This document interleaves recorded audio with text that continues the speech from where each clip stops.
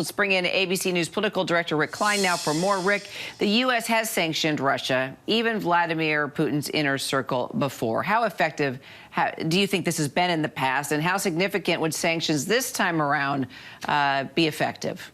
It's hard to get at Putin personally or at his inner circle.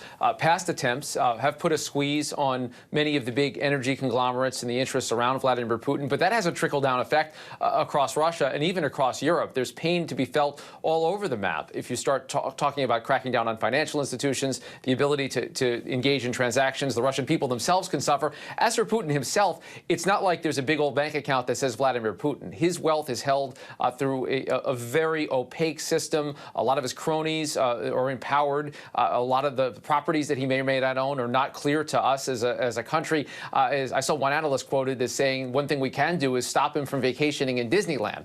But unless or until Vladimir Putin is looking to just come to the U.S. soil, it's really hard to see what kind of sanctions could hit him and know that it's hitting him directly and know that it's having an impact on policy. So all of the tightening of the vice is really based on hoping that this is something that's actually felt.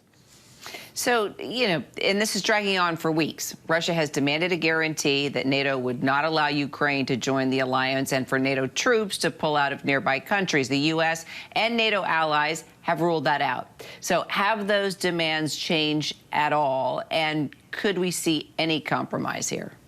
I think there might be some compromise on the latter part. On the former part about Ukraine not joining NATO, I don't see how you get there. The Russians say they want an ironclad written guarantee that it will never happen. That would violate the U.S. position, which is that countries get to choose their own alliances, their own destinies. It would also violate the principles of NATO itself to rule it out. It's not like Ukraine is on the verge of joining NATO, but it's still something that's been on the table, and I can't imagine taking that off the table. As for taking troops out of the region or taking offensive weapons capabilities out of the region, that might be where you start to see a de-escalation. With what's called in diplomatic terms an off-ramp of the situation might be around that, around something that says that that both sides will de-escalate, and that it could include removing troops and removing weapons from the region.